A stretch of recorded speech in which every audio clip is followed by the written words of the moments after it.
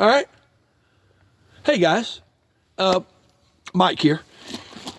Today I want to talk about the brick rocket stove.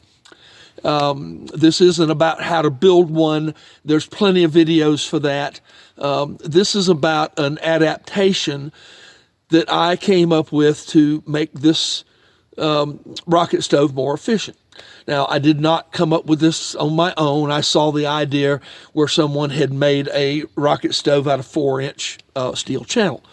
And so I said, well, that's great, but how many people have the technical ability and the machinery to build a steel 4-inch rocket stove?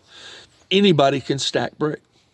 So that was my idea. And the reason is, in a grid down situation for an extended time, that's going to be the center of your world, because it's going to boil your water and it's going to cook your food. And it's a 4-inch burn chamber. It burns very efficiently. But there are some limitations with it that I want to address. Now, as far as it as a cooking utensil, 12 inches square, it's perfect for pots and pans and bowls and whatnot. But something else that I bet you didn't know is that Coleman makes a oven. There it is right there. And it's 12 inches square. And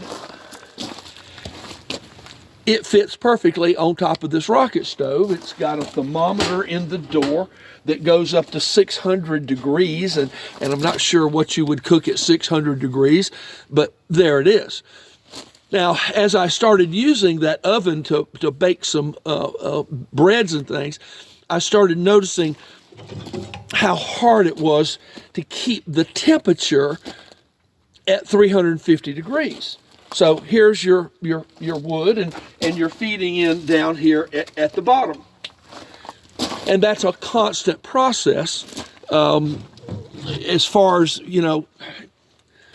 this is a 2 bread pans, one using the other as a lid, and now you've got a Dutch oven. So you can use this to bake. But again, it's keeping the temperatures proper. A loaf of bread is 350 for 50 minutes to an hour. So this is what I came up with. I want you to focus. Use this stick right here. I want you to focus on these 3 bricks right here. This right here is 1 level or 2 levels above the burn chamber, which is down here. So what we're going to do is we're going to pull this whole brick out, and we're going to put a half brick in right here. We're going to pull this whole brick out, put a half brick in, and do the same thing here. So we end up with this section right here being open. And it just so happens that I've done that. And I'm going to move my camera over here, if y'all will be a little patient. And we're going to set that there. And there it is, okay? So here you've got this opening right here, and it's 3 levels high. Again, you're 1 brick, well, actually 2 bricks above the burn chamber. So what you're going to do is you're going to go to your local hardware store. In this area, of course, would be Home Depot. And you're going to pick up a 10-foot length of storm drain. Yeah, gutter goes across the edge of the house. That's your drain, your downspout. All right. Now it comes in 10-foot lengths. I cut this 4 foot just so I could get it in the car, and for my purposes, this works perfect. You want your top edge to be square, and you want this one to be cut 45 degrees. Now these come in 3-inch by 4-inch. All right, 10 foot long. This opening is 4 inches wide. So when you set this leading edge right here,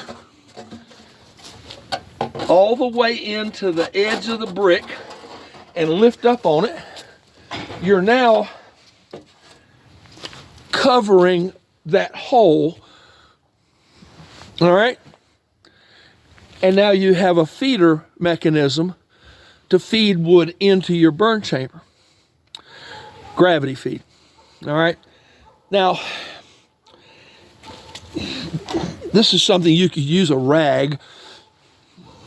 This is the cap that you put in the gutter, and then the downspout attaches to it. Well, I bought one, I attached it to a piece of wood, put a little bit of gasketing around it, and that fits right in the end. What you want to do is that cap will trap the smoke in that feeder tube.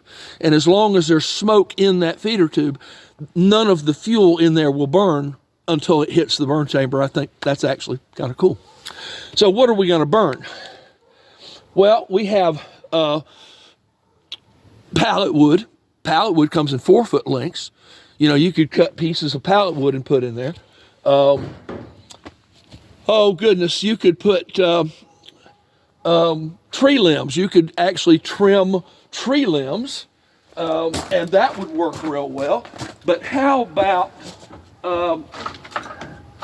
there we go, right there, I'm back. Bamboo. It grows in 49 states. It's actually a grass. It's invasive. It burns hot and it burns clean. All right. So if you take 2 sticks, and I did this experiment, I put 2 sticks of bamboo into that burn chamber, and it went right into the, fed right into the burn chamber, down the tube. Put that cap on there, and those 2 sticks kept that oven at 350 degrees for 30 minutes. Well, now you got time. See, if you use the longer end and put a long piece in there, or long pieces in there, you could get used to how long it takes those to burn and the temperature, because you got a temperature gauge on that oven. I'm telling you, if you're in a grid down situation, you're using that to cook, boil water, whatever, bake bread, you're not going to want to sit around for an hour feeding sticks into the bottom of this thing when you could be doing other things. And there will be a lot of other things to do. So, you know, again, this comes in 10-foot lengths, and bamboo grows 20, 30, 40 feet high. So there's the time element. That was what I was concerned about, was the time that you had invested, you know, to use that as a cooking tool. And I think I've solved that. So that's my innovation. I think it's a major, major advancement in the efficiency of this brick rocket stove. And I'd love to hear your comments and get your feedback. Appreciate a thumbs up. And that's all for now. Until my next video, Mike out.